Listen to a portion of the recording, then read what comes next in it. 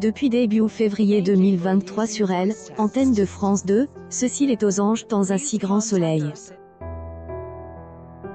Elle est devenue officiellement la femme de Christophe, après quelques mois d'idylle. Mais la préparation de leur union n'a pas été de tout repos puisque les deux tourtereaux ont eu une grosse dispute suite au silence du vétérinaire.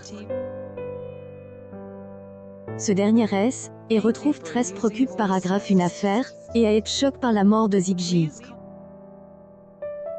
Seulement, la suite des aventures de Cécile, notamment avec le désespoir de Claude, sa greffier, va connaître quelques bouleversements.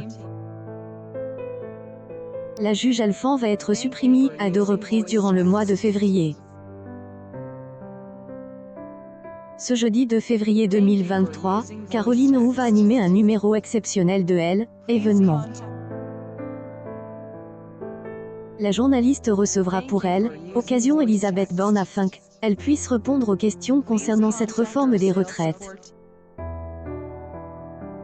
Mais le jeudi 16 février 2023, toute la soirée de France 2 est bousculée. En effet, Anne-Sophie Lapix présentera une édition du 20h depuis Elle, Ukraine, afin de célébrer la première année de la guerre entre Volodymyr Zelensky et Vladimir Poutine. Élise Lucet prendra le relais juste après pour orchestrer un numéro du magazine Envoy Special depuis Kiev. Caroline Roux et Tristan Walck seront également présents pour parler de ce conflit entre les deux pays avec leurs 2 émissions respectives.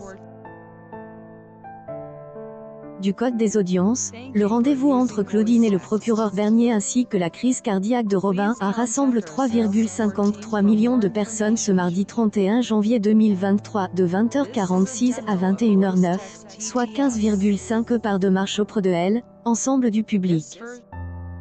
Le SOC quotidien de France 2 progresse sur les 2 indicateurs avec un bond de 0,2 points sur une semaine, mais également de 0,4 points sur un an.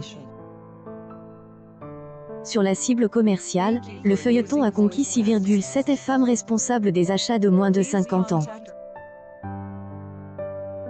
La suite des aventures des habitants de Montpellier est à retrouver dans les prochains épisodes de la série Un si grand soleil, diffuse du lundi au vendredi aux alentours de 20h45 sur France 2.